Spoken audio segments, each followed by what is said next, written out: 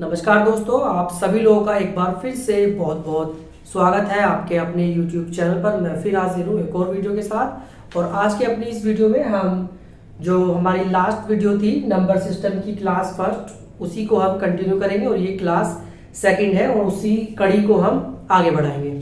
I hope कि आप सभी लोग स्वस्थ होंगे और जो त्योहारी सीजन, फेस्टिव सीजन जो चल रहा है, इसका सब अपने अपने घर में आनंद उठा रहे होंगे और अपनी तैयारी में भी जोरों शोरों से लगे होंगे। क्योंकि जो कैंडिडेट है उनका जो त्योहार आता है वो उनका त्योहार वाला दिन जो है वो वही होता है जिस दिन उन्हें सफलता मिलती है, यानी कि जिस दिन उनका फाइनल सिलेक्शन होता है। तो फ्रेंड्स, जो लोग फाइनल सिलेक्शन चाहते हैं वो लोग बिल्कुल अपनी तैयारी में लगे रहें। आप किसी भी एग्जाम की तैयारी कर रहे हैं, कोई भी गवर्नमेंट एग्जाम की अगर आप प्रिपरेशन कर रहे हैं, तो ये आपके लिए बहुत जरूरी है कि आप लगातार और कंटिन्यू में जो है मेहनत करते रहें और अपना टाइम जो है वो बिल्कुल भी बर्बाद ना करें। क्योंकि जितनी अभी आप मेहनत कर लेंगे उतनी ही जल्दी आपको जॉब मिल जाएगी। तो हम जो हमारी पहली क्लास थी उसमें हमने नंबर सिस्टम देखा था। नंबर सिस्टम में हमने क्या पढ़ा था, एक बार क्विक उसका रिकैप कर लेते हैं। अगर आपने वो वीडियो नहीं देखी है तो डिस्क्रिप्शन में उस वीडियो का लिंक जो है वो दे दिया जाएगा, जहां से आप देख सकते हैं। तो क्विक रिवीजन एक कर लेते हैं। तो वहां पर हमने वर्गीकरण यानी क्लासिफिकेशन ऑफ नंबर हमने पढ़ा था कि कौन सी संख्या रियल नंबर होती है, वास्तविक संख्या कौन सी होती है, और इंटीजर कौन से होते हैं, पूर्णांक होल नंबर कौन से होते हैं, प्राकृतिक संख्याएं कौन सी होती हैं, नेचुरल नंबर्स, सम संख्या, विषम संख्या, और रेशनल, इरेशनल यानी परिमेय या परिमेय संख्या। ये सारी हमने एक तरह से कह सकते हैं कि थ्योरेटिकल क्लास थी और हमने कई तरह के नंबरों का वर्गीकरण यानी कि क्लासिफिकेशन हमने पढ़ा था, जिससे कई क्वेश्चन जो है वो आपके कॉम्पिटिटिव एग्जाम में पूछे जाते हैं। तो उसी कड़ी को आगे बढ़ाते हुए आज क्लास 2 है। तो हम जो हमने पहले पढ़ा था, जो पहली क्लास में हमने देखा था, उसी पर आधारित कुछ क्वेश्चन देख लेते हैं जो आपके एग्जाम में अभी तक पूछे गए हैं। जैसे एक ये क्वेश्चन है कि निम्न में से कौन सा कथन सही है। तो 4 ऑप्शन यहाँ पर आपको दिए गए हैं। तो सबसे पहले ऑप्शन पढ़ लेते हैं। क्या है कि पाई का सही मान 3.14 है। पहला जो ऑप्शन है, पाई का सही मान 3.14 है। क्या ये पाई का बिल्कुल सही मान है? तो पाई का ये सही मान नहीं है। ये पाई की क्या है, एक अप्रोक्सीमेट वैल्यू है, ये उसकी एक्यूरेट वैल्यू नहीं है। तो पहला वाला ऑप्शन गलत हो गया। पाई का सही मान 22/7 है। 22/7 भी पाई का सही मान नहीं है। ये क्या है, ये अप्रोक्सीमेट वैल्यू है। तो ये क्वेश्चन भी ये ऑप्शन भी गलत हो गया। क्या पाई एक अपरिमेय संख्या है, या मतलब पाई एक इरेशनल नंबर है? जी हाँ, पाई जो है वो क्या है, एक अपरिमेय या इरेशनल नंबर है, अपरिमेय संख्या है। तो ये वाला क्वेश्चन जो है ठीक हो जाएगा। तो इस तरह से क्वेश्चन जो है आपसे एग्जाम में पूछे जाते हैं। आइए कुछ और क्वेश्चंस देखते हैं। नेक्स्ट क्वेश्चन देख लेते हैं। नेक्स्ट क्वेश्चन में क्या है, 4 ऑप्शन दिए गए हैं, कौन सा ऑप्शन सही है। जैसे पहला ऑप्शन है एक भाज्य संख्या है। क्या एक भाज्य संख्या है? अब भाज्य संख्या क्या होती है, कल हमने पढ़ा था लास्ट क्लास में अपनी। भाज्य संख्या मतलब जिसके एक से ज्यादा फैक्टर होते हैं। तो एक के एक से ज्यादा फैक्टर नहीं है, तो एक भाज्य संख्या नहीं है। एक अभाज्य संख्या है। क्या एक अभाज्य संख्या है? नहीं, एक अभाज्य संख्या भी नहीं है। अभाज्य संख्या मतलब जो प्राइम नंबर होते हैं, जो एक और अपने अलावा किसी और से नहीं करते हैं, तो एक अभाज्य संख्या भी नहीं है। यानी कि उसके 2 फैक्टर होते हैं और एक का केवल एक ही फैक्टर है। न तो भाज्य और न ही अभाज्य। हाँ, ये बिल्कुल सही है। एक ना तो अभाज्य है और ना ही भाज्य है, या तो भाज्य या फिर अभाज्य। ये भी गलत है, यानी कि सी ऑप्शन ठीक है। तो एक के बारे में, तो एक ना तो भाज्य संख्या है और ना ही वो अभाज्य संख्या है, ये आपको ध्यान रखना है। नेक्स्ट क्वेश्चन देख लेते हैं। नेक्स्ट क्वेश्चन दिया हुआ है 3 + 2√5 कि ये एक किस तरह की संख्या है। ऑप्शन में है परिमेय संख्या, एक अपरिमेय संख्या, सम्मिश्र संख्या यानी कॉम्प्लेक्स नंबर, या प्राकृतिक संख्या नेचुरल नंबर। तो अभी हमने पिछली क्लास में पढ़ा था कि जिस संख्या का, यानी जिस संख्या का हमें एग्जैक्ट वैल्यू उसकी हमें नहीं पता होती है, वो कौन सी संख्या होती है, वो होती है अपरिमेय संख्या, यानी कि जिसमें रूट की वैल्यू हमें एग्जैक्ट नहीं पता होती है। परिमेय संख्या हमने पढ़ी थी जिसकी 3 कंडीशन होती थी, P अपॉन Q की फॉर्म में होती है, Q नॉट इक्वल टू 0 और P और Q दोनों एक इंटीजर पूर्णांक होते हैं। तो इसमें देखेंगे 3 एक पूर्णांक है, ये एक इंटीजर है, 2 भी एक इंटीजर है, मगर जो √5 है इसकी हमें एग्जैक्ट वैल्यू नहीं पता। तो ये एक किस तरह की वैल्यू होगी, ये एक अपरिमेय संख्या यानी कि इर्रेशनल नंबर ये होगा। इस तरह के क्वेश्चन जो है कॉम्पिटिटिव एग्जाम में आपके पूछे जाते हैं। आई होप आपको ये समझ में आया होगा। नेक्स्ट क्वेश्चन देखते हैं। ये क्वेश्चन देख लेते हैं। इसमें एक इक्वेशन दी गई है 3√5 प्लस √125 अपॉन √180 प्लस 6√5। तो ये पूछा गया है कि क्या है, क्या ये एक परिमेय संख्या है, रेशनल नंबर है, एक प्राकृतिक संख्या है, एक पूर्णांक है, या एक अपरिमेय संख्या है। तो इसको थोड़ा सा सिंप्लीफाई कर लेते हैं। सिंप्लीफाई कैसे करेंगे इसे हम, जैसे 3√5 है प्लस इसे कर लेंगे हम 25 गुना 5 और नीचे कर लेंगे 180 को हम क्या लिख सकते हैं 36 गुना 5 प्लस 6√5, 6√5। तो यहाँ से देखो, यहाँ से 5 कॉमन आ जाएगा, मतलब 25 का जो अंडर रूट कितना होता है 5, तो ये बाहर आ जाएगा, अंदर बचा 5 और नीचे 36 का अंडर रूट कितना होता है 6, तो ये इस तरह से हो जाएगा प्लस 6√5। तो देखो ऊपर से भी √5 कॉमन आ गया, 3 + 5 8, नीचे से भी √5 कॉमन आ गया, 6 और 6 12। ये इससे कैंसिल हो जाएगा, ये 2 से कट जाएगा, 4 बार, 6 बार, 2 बार, 3 बार, यानी कि 2/3। तो 2/3 एक कैसी संख्या है, 2/3 एक परिमेय संख्या है जो कि P अपॉन Q की फॉर्म में है, 3 नॉट इक्वल टू 0 और दोनों इंटीजर भी है, पूर्णांक भी है। तो ये क्या हुई, एक परिमेय संख्या हुई। इस तरह का क्वेश्चन जो है ये आपका NTPC 2021 में ये क्वेश्चन पूछा गया था। तो इस तरह से क्वेश्चन जो है वो आपके पूछे जाते हैं। आई होप आपको ये अच्छे से समझ में आया होगा। अब आगे बढ़ते हैं। अब दोस्तों आगे बढ़ते हैं और इसी में एक बहुत ही इंपॉर्टेंट सेक्शन देखते हैं हम, जो है प्लेस वैल्यू और फेस वैल्यू। प्लेस वैल्यू को कहा जाता है स्थानीय मान और जातीय मान। इससे बहुत ज्यादा क्वेश्चन जो है पूछे जाते हैं एग्जाम में। तो देख लेते हैं ये क्या होते हैं। प्लेस वैल्यू की अगर बात करें, जैसे कोई भी संख्या है, जैसे ये है 5 4 6 7 8 5 4 6 7 8, इसमें अगर हम बात करें प्लेस वैल्यू की, सबसे पहले फेस वैल्यू देखते हैं। फेस वैल्यू जिस भी, जैसे ये संख्या है 5 4 6 7 8, इसमें अगर किसी संख्या की फेस वैल्यू पूछी जाती है तो फेस वैल्यू वही होती है जो उस संख्या का मान होता है। जैसे अगर 8 की फेस वैल्यू क्या होगी, 8 ही होगी, और 7 की फेस वैल्यू क्या होगी, 7 होगी, 6 की फेस वैल्यू क्या होगी, 6 होगी, और 4 की फेस वैल्यू क्या होगी, 4 होगी, और 5 की फेस वैल्यू क्या होगी, 5 होगी। तो फेस वैल्यू यानी कि जातीय मान जो जिस संख्या का पूछा जाता है उसका वही होता है। वहीं अगर बात करूं मैं प्लेस वैल्यू या स्थानीय मान की, तो वो क्या होगा, जैसे 8 का अगर मैं प्लेस वैल्यू देखूं तो 8 की प्लेस वैल्यू क्या होगी, वो 8 होगी। 7 की प्लेस वैल्यू क्या होगी, 7, और उसके आगे जितनी संख्या है उतनी 0। ये ऐसी इकाई, दाई, सैकड़ा, हजार, 10,000, इस तरह से। अगर 6 की बात करूं तो 6 की प्लेस वैल्यू क्या होगी, 6, और ये आगे 2 0। ऐसी 4 की बात करूं तो आगे 1 2 3 3 0। 5 की बात करें तो आगे 4 0। तो इस तरह से हम किसी भी संख्या की प्लेस वैल्यू और फेस वैल्यू निकालते हैं। आई होप आपको ये समझ में आ गया होगा। अब आगे देखते हैं। अगर कुछ इस तरह का नंबर, पॉइंट वाले नंबर, डेसिमल नंबर दिए हुए हैं और इसमें अगर पूछता है प्लेस वैल्यू, फेस वैल्यू तो जिसकी जो है वो वही रहेगी। अगर प्लेस वैल्यू पूछता है तो देखो, जैसे अगर 6 की प्लेस वैल्यू क्या होगी, 6 की प्लेस वैल्यू 6 होगी। 9 की क्या होगी, 9 0। 2 की क्या होगी, 2 00 और 5 की क्या होगी 500।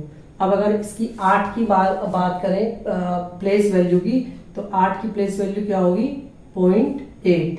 ऐसी 1 की करें तो क्या होगी 0.01, 7 की करेंगे तो 0.007 और 3 की करेंगे तो 3 की प्लेस वैल्यू क्या होगी 0.0003। यानी कि जितनी पॉइंट के बाद जितनी संख्या है उतनी ही जीरो उसमें हम लगा देते हैं। तो इस तरह से पॉइंट वाले नंबर में हम प्लेस वैल्यू निकालते हैं। आइए और क्वेश्चन और एग्जांपल देख लेते हैं। तो कुछ इस तरह से क्वेश्चन जो है प्लेस वैल्यू के आएंगे कि दी गई संख्या, एक संख्या आपको दी जाएगी, उसमें 9 और 2 के स्थानीय मानों में अंतर, 9 और 2 के स्थानीय मान में क्या अंतर है। तो 9 का अगर हम स्थानीय मान निकालेंगे तो क्या आएगा 1 2 3 4 जीरो यहाँ पर लगा देंगे, और 2 का स्थानीय मान क्या आएगा 200, यानी कि 90,000 माइनस 200 तो कितना आएगा 0 0, 10 में से 2 गया 8 और 9 और 8 यानी कि 89,800। तो ये क्या होगा 9 और 2 के स्थानीय मानों में अंतर, यानी कि इनकी प्लेस वैल्यू में इतना अंतर है। इस तरह के क्वेश्चन आते हैं। आई होप आपको ये समझ में आया होगा। कुछ और एग्जांपल्स देख लेते हैं। नेक्स्ट क्वेश्चन है, इसमें एक संख्या दी गई है 123.4567 और इसमें पूछा है कि 5 और 2 के प्लेस वैल्यू यानी स्थानीय मान में क्या अंतर है। तो सबसे पहले हम लिख लेते हैं 5 और 2, तो 2 की अगर हम ये 2 इधर है पॉइंट के इधर, तो इसकी प्लेस वैल्यू क्या होगी 20। अब यहाँ पर हम पॉइंट लगाएंगे और 5 की प्लेस वैल्यू क्या होगी 0.05। इतनी चीज समझ में आई है आपको। जैसे अभी हमने देखा था, दोबारा देख लेते हैं। 2 की प्लेस वैल्यू क्या होगी 20.00 और 5 की प्लेस वैल्यू क्या होगी 0.05। इसमें से इसे माइनस कर देंगे, कितना आएगा 10 में से 5 गया 5 9 और ये 19। तो ये इसका क्या हो जाएगा डिफरेंस हो जाएगा 19.95। आई होप आपको ये भी समझ में आ गया होगा। कुछ और एग्जांपल्स देख लेते हैं। यह देखिए इस क्वेश्चन में क्या दिया गया है 8 और 4 के स्थानीय मानों में अंतर। तो 8 का स्थानीय मान कितना होगा 8, 1 2 3 4 जीरो और 4 का कितना होगा 1 2 2 जीरो। तो ये इसमें से माइनस कर देंगे 0 0, अंतर पूछा है 10 में से 4 गया 6 9 और 7 यानी कि 79,600 क्या होगा इन दोनों के बीच का अंतर हुआ। तो इस तरह के क्वेश्चन जो है आपको वो एग्जाम में प्लेस वैल्यू और फेस वैल्यू संबंधित जो क्वेश्चन है वो मिल सकते हैं। तो ये क्वेश्चन है, संख्या दी गई है 56782141। इसमें 5 का स्थानीय मान क्या होगा। RRB NTPC 2021 का ये क्वेश्चन है। तो इसमें देखो क्या होगा, हम 5 के आगे 0 काउंट कर लेंगे 1 2 3 4 5 6 7 यानी कि 5 1 2 3 4 5 6 7। तो इसे लिख देंगे 5 गुना 10 की पावर 1 2 3 4 6 3 4 5 6 7 यानी कि 5 गुना 10 की पावर 7 यानी कि सी जो ऑप्शन है इसका वो ठीक होगा। आई होप आपको ये समझ में आया होगा। तो दोस्तों आई होप आपको ये प्लेस वैल्यू और फेस वैल्यू समझ में आई होगी। इससे भी काफी क्वेश्चन आते हैं। अब एक और इम्पोर्टेंट चीज देख लेते हैं, इकाई का अंक।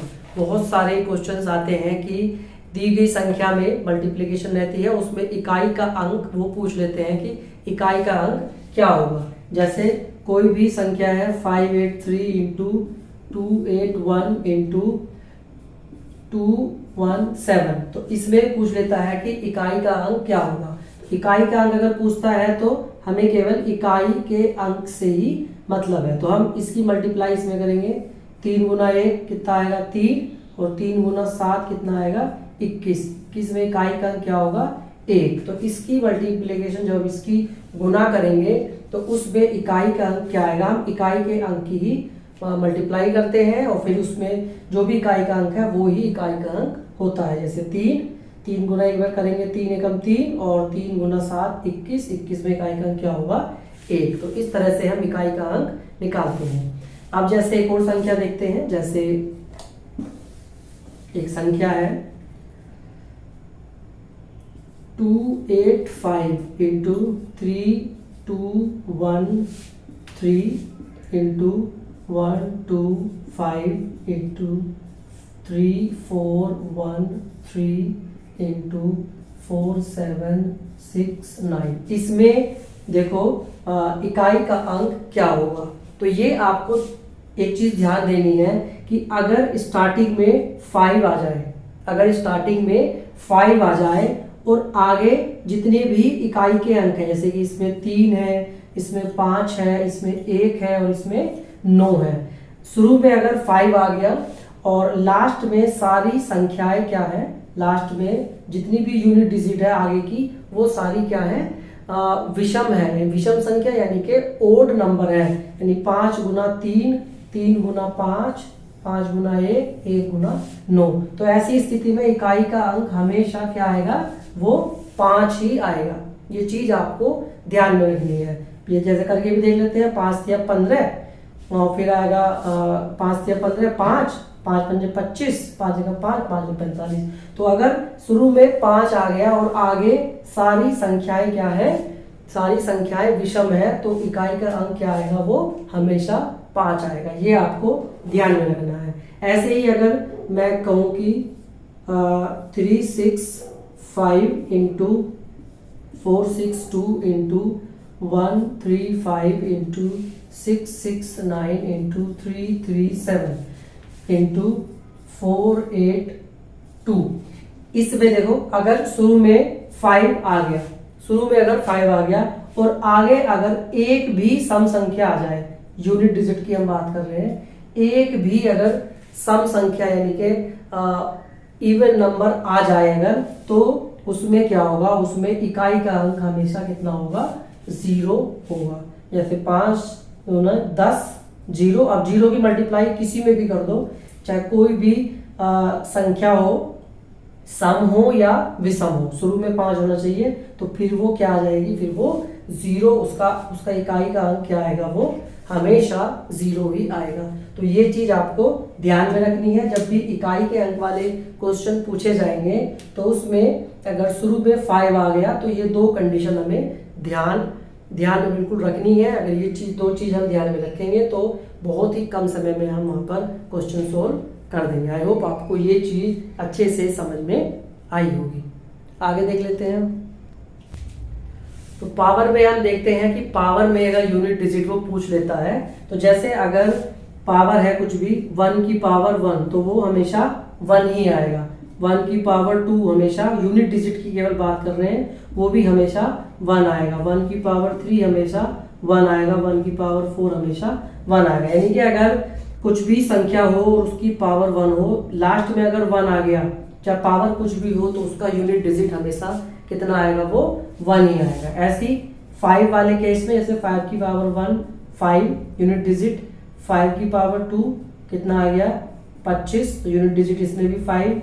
5 की पावर 3 यानी 125, तो 5 की पावर 4 यानी 625। यानी कि 5 की अगर पावर कितनी भी हो तो उसकी अगर पावर में यूनिट डिजिट वो पूछता है, तो यूनिट डिजिट वही आएगा 5 का, जो बिल्कुल 5 का है। ऐसे ही 6 के केस में 6 की पावर 1 6, 6 की पावर 2 36, 6 की पावर 3 कितना 216। तो कुछ भी पावर हो, यूनिट डिजिट जो है वो क्या रहेगी, सेम रहेगी। 1 5 6 और 0 के केस में भी 10 की पावर 1 10, 10 की पावर 2 100, 10 की पावर 3 1000, 10 की पावर 4 10,000। तो इस केस में ये आपको ध्यान रखना है, 1 5 6 और 0 के केस में पावर कुछ भी हो तो संख्या क्या आएगी, सेम आएगी। आई होप आपको ये अच्छे से समझ में आ गया होगा। अब आगे देख लेते हैं। तो 1 5 6 0 हमने देखा। अब हम देखते हैं 4 के केस में। अगर 4 की पावर 1 है तो 4 आएगा। 4 की पावर 2 है तो 16, यानी कि इकाई का अंक 6 आएगा। 4 की पावर 3 है तो कितना आएगा 64, इकाई का अंक 4, यानी 4 की पावर 4 है तो इकाई कितना आएगा 256, यानी कि 6। तो इस तरह से आप देख सकते हैं कि अगर 4 की पावर अगर ओड है, ओड मतलब अगर 4 की पावर विषम है तो क्या आता है, फिर 4 आता है, इकाई के अंक में 4 आएगा। और 4 की पावर अगर सम है यानी कि इवन है तो कितना आएगा, फिर 6 आएगा।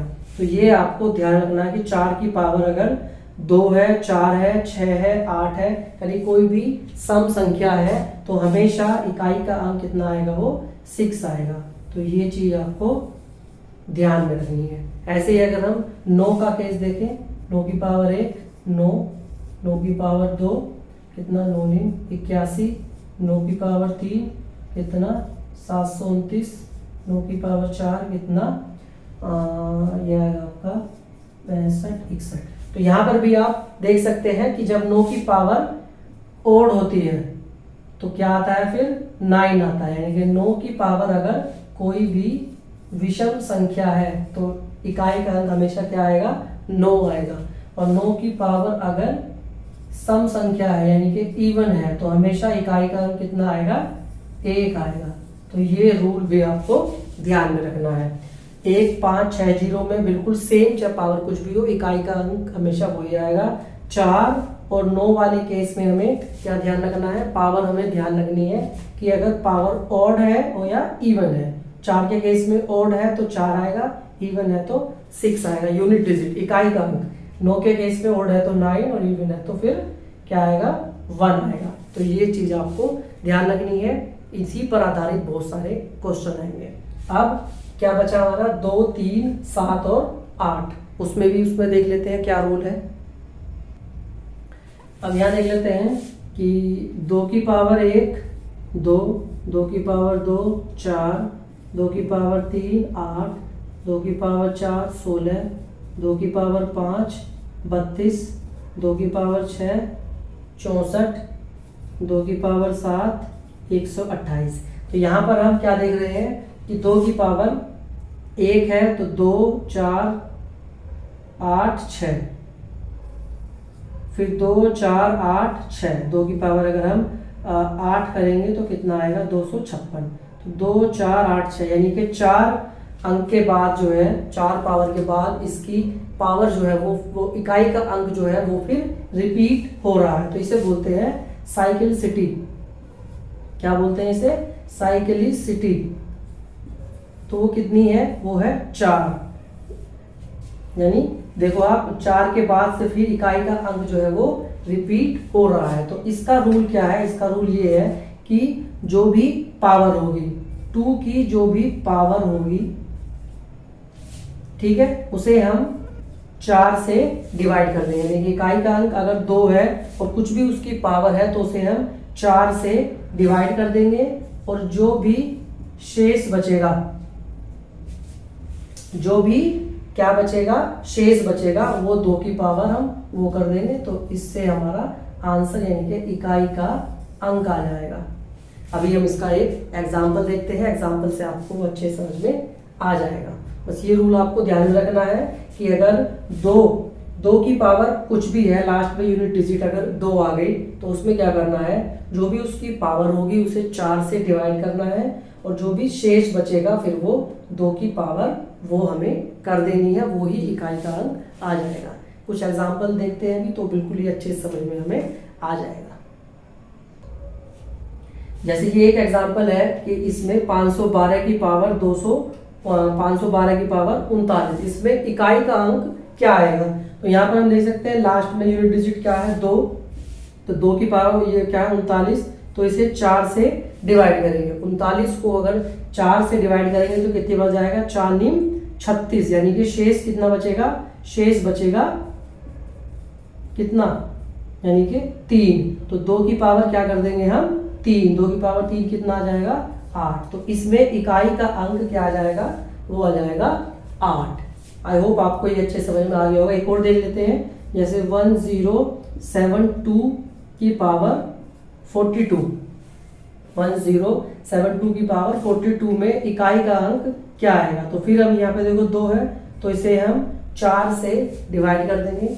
4 से डिवाइड करेंगे तो कितनी बार जाएगा, ये 10 बार जाएगा, 2 बचेगा शेष। तो 2 की पावर 2, शेष बचेगा 2, यानी कि 2 की पावर 2 4। तो इकाई का अंक क्या आ जाएगा, 4 आ जाएगा। तो इस तरह से हम सॉल्व करेंगे कौन से, जिसमें इकाई का अंक 2 होता है और उसकी पावर कितनी भी है, तो इस तरह से हम ये सॉल्व करेंगे। और जैसे 2 का रूल है ऐसे ही 7 का रूल है, ऐसे ही मतलब 2 के बाद 3, 7 और 8, 3, 7 और 8 इनका भी रूल ऐसा ही हो गया।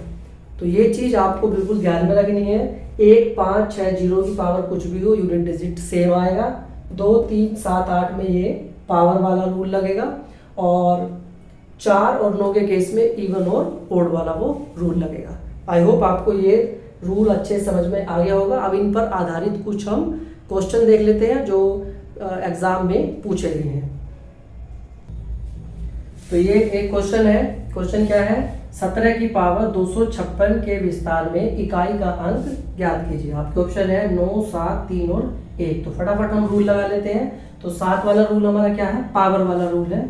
17 की पावर 256, इसे हम 4 से डिवाइड करेंगे। तो 4 का डिविजिबिलिटी रूल क्या है, तो वो हम अभी आगे पढ़ेंगे। तो मैं यहाँ बता देता हूँ कि लास्ट की अगर 2 डिजिट 4 से डिवाइड हो रही है तो वो पूरी संख्या 4 से डिवाइड हो जाती है।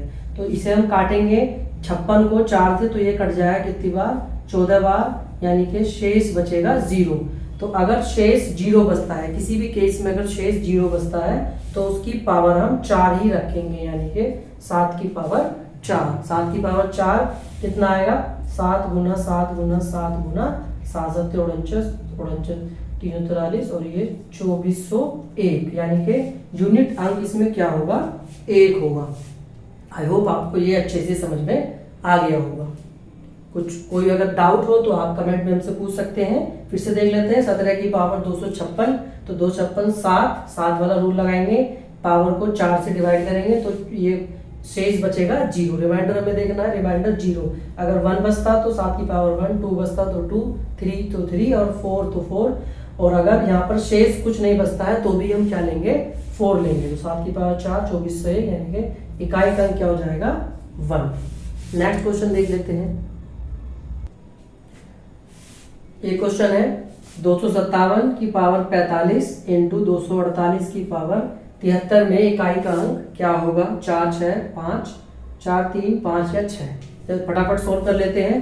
तो इसे 7 का रूल है, 7 और 8, यानी कौन सा रूल? पावर वाला रूल, बिल्कुल। तो इसे 4 से डिवाइड करेंगे, 45 को 4 से डिवाइड करेंगे तो 11 चौक 44, यानी कि 1 शेष बचेगा। तो 7 की पावर 1 गुना, ऐसे ही 73 को अगर हम 4 से डिवाइड कर देंगे तो 18 चौक 72, रिमाइंडर शेष कितना बचेगा?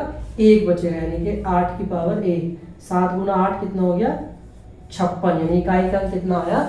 6। तो डी इसका आंसर ठीक है। आई होप आपको ये अच्छे समझ में आया होगा। और क्वेश्चन देखते हैं। तो ये क्वेश्चन है, यदि n = 307 की पावर 38 प्लस 524 की पावर 20। तो ये आपको ध्यान रखना है कि यहाँ पर मल्टीप्लाई है या प्लस है, सिंबल आपको ध्यान से देखना है। में n के इकाई का अंक क्या होगा? फटाफट यहाँ रूल लगाते हैं। 7 तो मतलब पावर वाला रूल, तो 4 से डिवाइड करेंगे तो कितनी बार जाएगा ये? 4 से करेंगे इसे अगर 38, 9 चौक 36, 9 चौक 36, यानी कि 2 शेष बचेगा। तो 7 की पावर 2 प्लस 4 की पावर 20। तो 4 की पावर में क्या देखते हैं? ऑड और इवन देखते हैं। तो 4 की पावर ऑड है तो क्या आ जाएगा? 4 की पावर इवन है तो 6 आ जाएगा। तो यानी कि 7 की पावर 2 49 प्लस 6 कितना हो गया? 55। 55 में इकाई का क्या आ गया? 5। तो इसका बी सही है। आई होप आपको ये भी अच्छे समझ में आया होगा। नेक्स्ट क्वेश्चन देखते हैं। नेक्स्ट क्वेश्चन देखते हैं क्या है? 57242 की पावर 9 गुना 7 गुना 5 गुना 3 गुना 1। तो इसमें इकाई का अंक क्या होगा? तो लास्ट में कितना है? 2। तो 2 की पावर देखते हैं कितनी आएगी। तो पहले ये हम सोल्व कर लेते हैं। जैसे 9 सत्ते 63, यानी कि इकाई का अंक 3, 3 पंजे 15, यानी कि 5, 5 तिया 15, यानी कि इकाई का अंक 5, यानी कि 2 की पावर 5। 2 की पावर 5 करेंगे कितना आएगा? 32। इकाई का अंक कितना आ गया? 2। तो ये आई होप आपको ये अच्छे समझ में आया होगा। तो फ्रेंड इस तरह से जो है इकाई के अंक वाले क्वेश्चन जो है वो कॉम्पिटिटिव एग्जाम में पूछे जाते हैं। तो आज की क्लास में इतना ही। आई होप आपको ये अच्छे से समझ में आया होगा। तो ये हमारी दूसरी क्लास थी। तो जिन्होंने पहली क्लास नहीं देखी है उसका लिंक जो है वो डिस्क्रिप्शन में दे दिया गया है, तो वहाँ से आप पहली क्लास देखें, फिर ये दूसरी क्लास, और इन्हीं के आधार पर क्वेश्चंस की आप प्रैक्टिस करें। तो ये अगर आप प्रैक्टिस करेंगे तो मैथ के जो क्वेश्चन आपसे पूछे जाएंगे नंबर सिस्टम से रिलेटेड, वो आप बड़ी आसानी से एग्जाम में कर पाएंगे। तो फ्रेंड्स, आज की वीडियो में इतना ही। वीडियो देखने के लिए बहुत बहुत धन्यवाद। अगर चैनल पर नए हैं, पहली बार आए हैं, तो चैनल को सब्सक्राइब जरूर करें। हम गवर्नमेंट एग्जाम से रिलेटेड सारी जानकारी आपको देते हैं। फ्रेंड्स, वीडियो देखने के लिए बहुत बहुत धन्यवाद। फिर मिलते हैं आपसे नेक्स्ट वीडियो में।